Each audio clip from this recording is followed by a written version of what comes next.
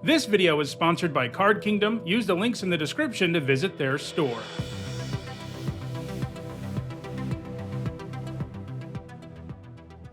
Hi everyone, I'm Nitsa Hone, and it's Saturday. It means it's time for Nitsa Notes, my weekly vlog series about limited Magic.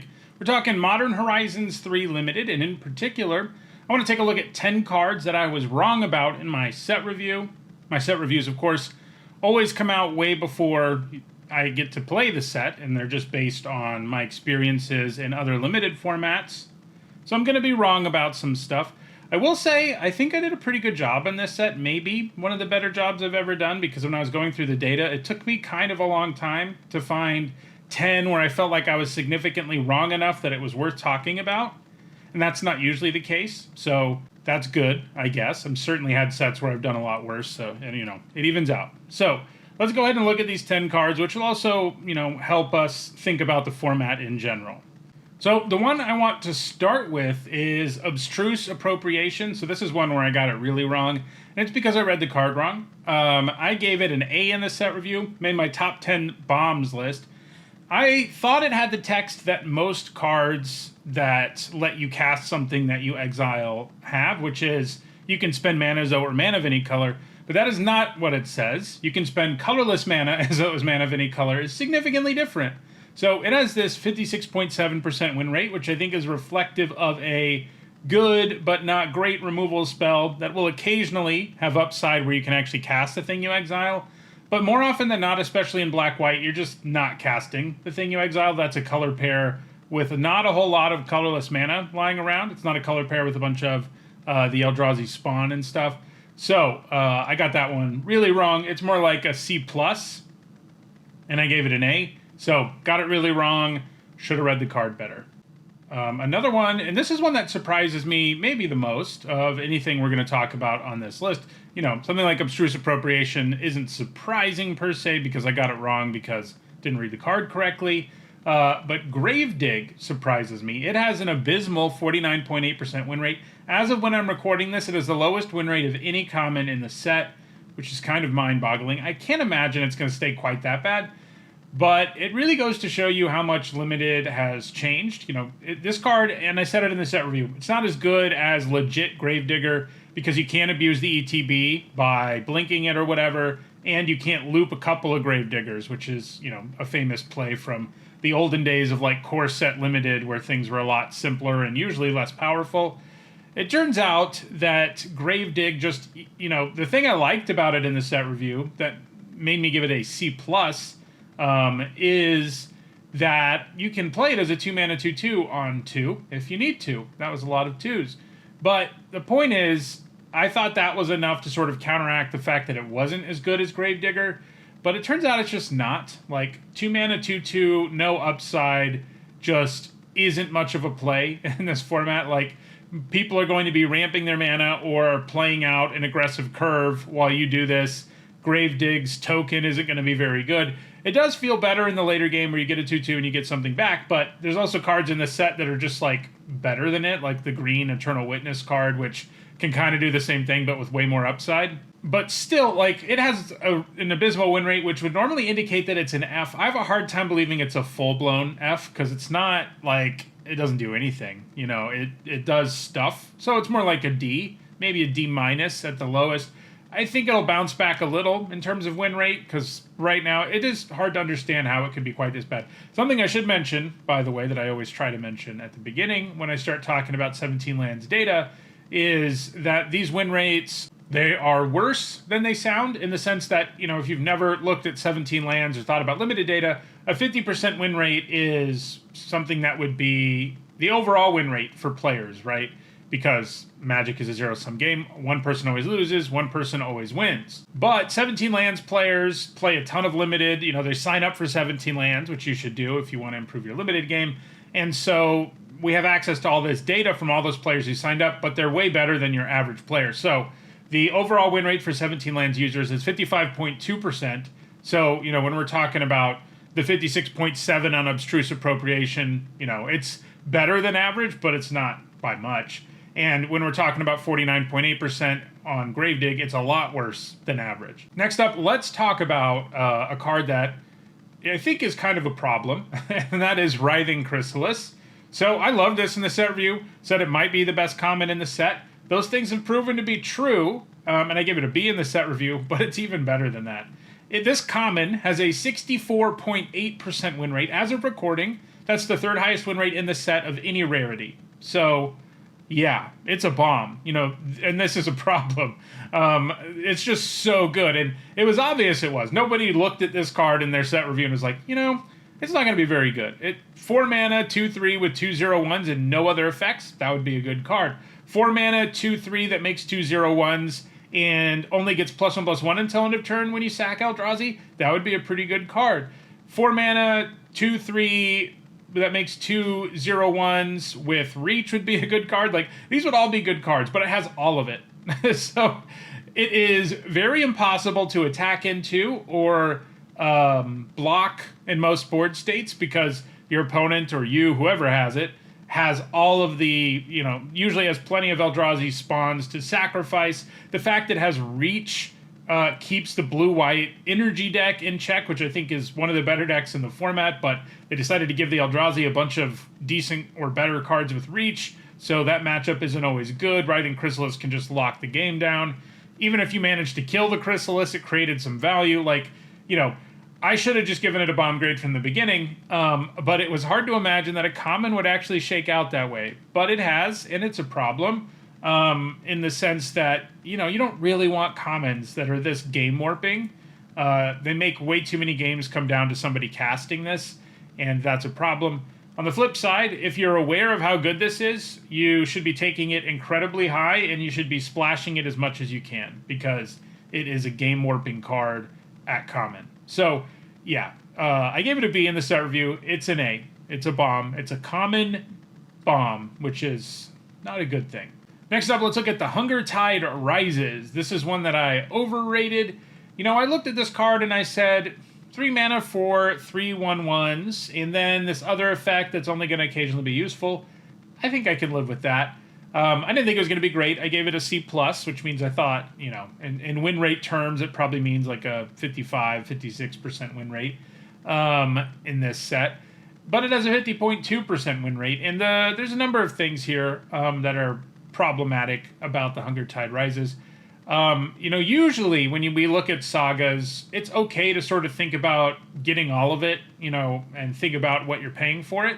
And 3 mana straight up sorcery, you get 3/1/1s would be a pretty good limited card. It wouldn't be great, just like I didn't think the Hunger Tide Rises would be, but it would be pretty good.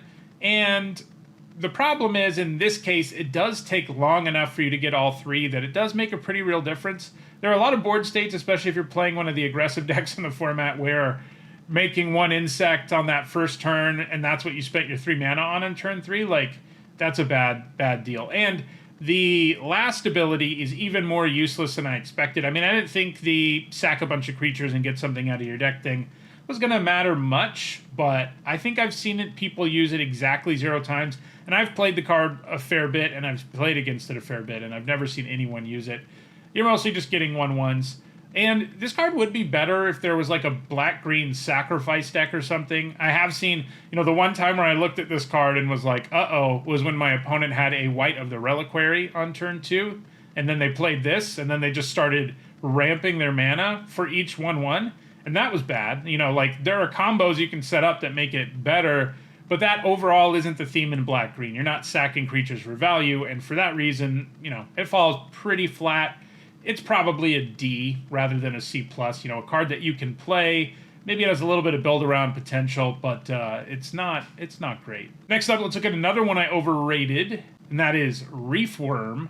So I like this card a lot, and I think a lot of people do. When you look at this card, you're like, okay, so I pay 4 mana, and ultimately I get 4 bodies. The first one's kind of irrelevant, right? It's a 0/1. But the other 3 are not. They are very, very real bodies. And I like the idea of getting all of those bodies for the investment, and things get more and more problematic for your opponent with time. So I gave it a B+ because I just thought it would be pretty efficient. I did note, in the set review, there are some weak points here, the biggest one being bounce. So if the 0/1 dies, and it usually does because you chump with it or whatever, and then your opponent just bounces the 3/3, you end up pretty far behind because you spent 4 on nothing, or a block, I guess, is what you get. But that's just not nearly enough.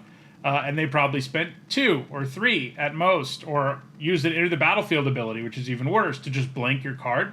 And that is a bigger problem than I expected. There's bounce in the set, including on Enter the Battlefield abilities. You got the Battle Mage, for example, the Jellyfish Eldrazi thing. I guess it's not a Jellyfish, I just think it should be, because it has the Mana War Enter the Battlefield ability, the 5 mana 3/5. Like, those just destroy Reform.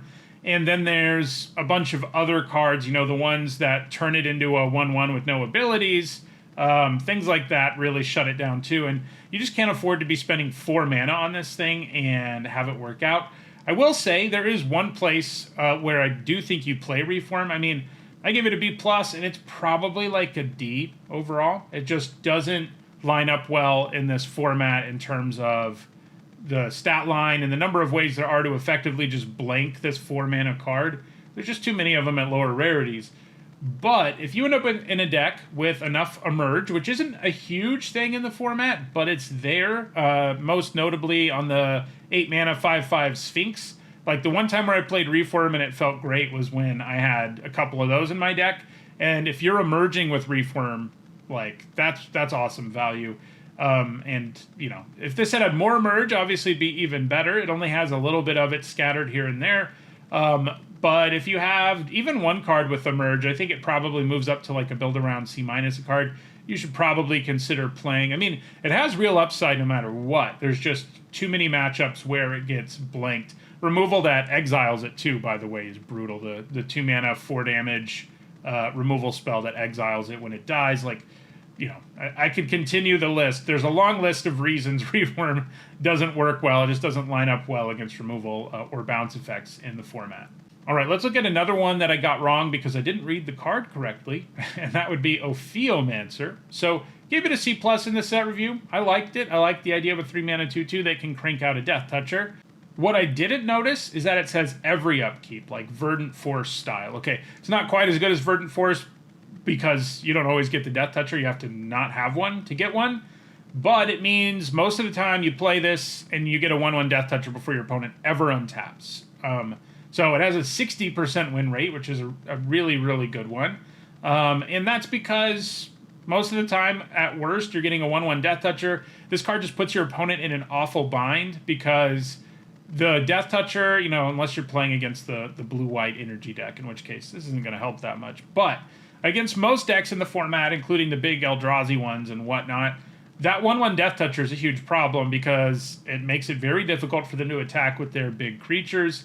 And if they do, you just block it, kill it, and then get another one. Or, the other option is, and it's the better one for them overall, is that they kill your Ophiomancer and stop having to deal with it, but then there's still a 1/1 Death Toucher that will also trade for a card. So it's very difficult not to 2-for-1 your opponent with Ophiomancer. The only way you can is if you play this and your opponent has the mana up to kill it before their upkeep. But that is surprisingly difficult to do. And overall, you end up getting tons of value out of Ophiomancer. It would be even crazier if there was more of a sacrifice theme in the set because, you'd have free fodder every turn. But even without that, this thing just locks down games, really alters the game in your favor, either by giving you a 2-for-1 or just grinding the game to a screeching halt. Again, unless you're playing the blue-white energy deck, in which case they're just going to fly over and kill you. But yeah, it's a really good card. It's a B+, not a C+. Next up, let's look at Smelted Chargebug. So I gave this a C in the set review, and it's not a lot better, but it's enough better that I did want to talk about it in this video. The aggressive energy decks and the Eldrazi decks are like the two pillars, I guess, of this format. They're the two best decks in the format, and they do generally very different things. Like the red-white energy deck, aggressive deck, obviously tries to win the game as quickly as possible, whereas the Eldrazi decks generally take longer to win, and usually if the game gets to the late game, they're going to win. But the Chargebug is an important piece in a lot of those early curve-outs. The fact that it only costs a single energy for the buff is... I've found myself being like, that is an amazing deal. There's a lot of board states where you're just curving out, and you already played a 1-drop, and then on the next turn you're attacking with a chargebug, giving the other thing menace. Your opponent just can't block either of them, and you just end up getting in for so much damage early on chargebug curve outs that it ends up performing pretty well. And even if you get it late, it often really alters the math or can give you lethal on a lot of board states that, you normally, going into the format, I wouldn't have thought being like, hey, I hope I draw my chargebug so that I can break this board stall, because it just didn't look that impressive to me. The main reason it didn't look impressive to me was I was like, yeah, I mean, you're going to get in with one menace thing, but they can just double block your 1/3 and kill it and then not have to worry about it again. And that's true. There are times where that happens, but you're still getting value out of the chargebug. You probably still have an energy left over for one thing, even after you do that. And then you are getting in for a hit with something. So the chargebug is nice. It's not drastically better than the C I gave it, but I think it's a C+. It's a card that I'm more eager to have in like the red-white energy decks. And by the way, it slots okay into the black-red artifact deck too, but overall that deck has been pretty underwhelming for reasons I talked about last week. It doesn't have as much synergy as like the Eldrazi energy decks do, but it does work there too, which doesn't hurt. So that is Smelted chargebug. Next up, let's look at Malevolent Rumble. So I liked this card okay in the set review. I said I could see myself playing this card in basically all the green decks in the format, but I only gave it a C. 2-mana card selection spell is something we see a lot, and they usually are Cs. But there's a couple things going on here that I think make the Rumble better. For one thing, there's more than a couple. This card just does a bunch for the cost. So, first of all, it digs you 4 deep, unlike the 3 deep we often see. So that matters. It can also grab any permanent type, which is pretty broad. It's going to be most of your deck in most cases. And it also can load your graveyard, which in some decks in the format really matters. And then, of course, on top of that, the most obvious thing that makes it better is the 0/1 you get out of it. Like if this were a 2-mana 0/1 with this ETB ability, I probably would have given it a higher grade. It would have made more sense to me. I should have thought of it that way. That's usually one of the ways I break cards down like this, but I didn't really think of it that way. But that's basically what it is, except that 0/1 also has some, synergy upside because of its ability to produce colorless and ramp your mana, and just by virtue of being an Eldrazi, like those things all really matter. The Rumble can help you hit your land drop. It can find you the creature you need. It just does a ton, and it has a 60.8% win rate, which, if you're paying attention, is higher than Ophiomancer, which is pretty impressive. I kind of doubt it's going to stay quite this high. I think it's probably a B rather than a C, but that's still, it didn't even make my best green commons list, and it probably is just green's best common. So, there you go. All right, next let's look at Hydra Trainer. This one has been disappointing. I gave it a B-. I envisioned it working pretty well. You played as a 2-mana 1/1. On turn 3, you can use its ability, and you can exert it and get in for a hit, and that's if it's all alone. Obviously, there's other stuff going on for the most part in most situations, so it's better than that. And just being a 2-mana 1/1 that can buff itself seemed pretty good. But there's, a few things here that make this worse than I expected. One of them is starting out as a 2-mana 1/1 is brutal, and also if your opponent has mana up, you just can't adapt with a creature like this because it dies to everything. And so you find yourself in awkward spots where you can neither attack and hope you can adapt it, or just use the ability because it ends up being a huge tempo hit. Furthermore, the +1/+1 counter theme in black-green, the modified decks in general are a tier below like I said last week, are a tier below the Eldrazi and energy decks, basically. They can be good, but the +1/+1 counter-centric version of the deck, the black-green version, generally, the adapt version, seems to be the weaker one of the group. Those signpost uncommons, as good as they look, neither of them are putting up that good of a win rate, and it tells you that black-green, collectively, not a very strong deck, and that hurts Hydra Trainer too, because that's the deck where this is supposed to be able to go off, because you're going to have counters everywhere, so on and so forth. So, it starts out really small. It's tricky to adapt in many situations because you can get blown out. And then the synergy thing it does ends up not being as important as I was hoping. Then our last card is Triton, Wavebreaker.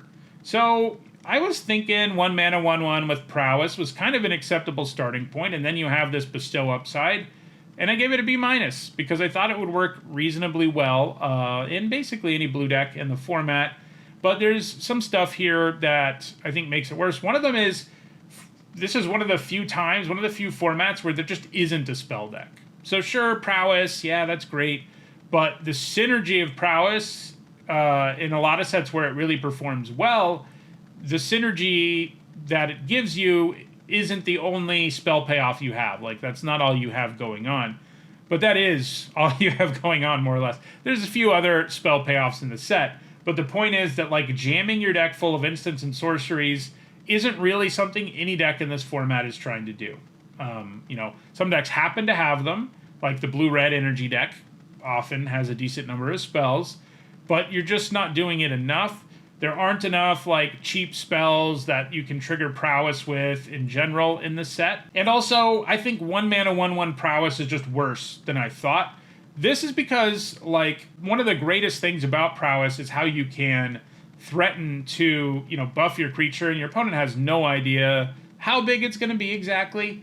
But a 1/1 with Prowess, like, let's say your opponent just plays a 2 mana 2/2, you already kind of can't attack. Like, you can, and you can trade, and that's probably the play to make if you have, like, the 1 mana, you know, Tune the Narrative or whatever. You can attack, they block, you cast Tune the Narrative, and the 2 trade. But that's not that good, and just to trade with 2-drops, you have to cast a spell. Otherwise, it's entirely irrelevant. So 1 mana 1/1 with Prowess is just worse than I thought it was. I guess there's a reason Monastery Swiftspear's a 1/2, huh? And there's a reason that that's really good, and that's because it can just swing through most 2-drops most of the time. That's not true of Triton Wavebreaker. The Bestow upside is okay, but again, you're not triggering it all that often. So this thing that I gave a B- to, I think it's actually a D. All right, so those are the 10 cards I wanted to take a look at to discuss that I got wrong in this format. Next week, we will take a deeper dive into the data. Once we have, you know, by then we'll really have a critical mass of data that's super meaningful, even on things like mythic rares and stuff. Right now, we don't have so much data that I feel super confident about talking about a lot of them. But by next week, we will, and there'll be enough data for me to do my usual video where I take a look at the cards that are being undervalued or overvalued based on what their actual win rate is. So that'll do it for this video. Thank you for watching, and don't forget to like and share, and I'll see you next time.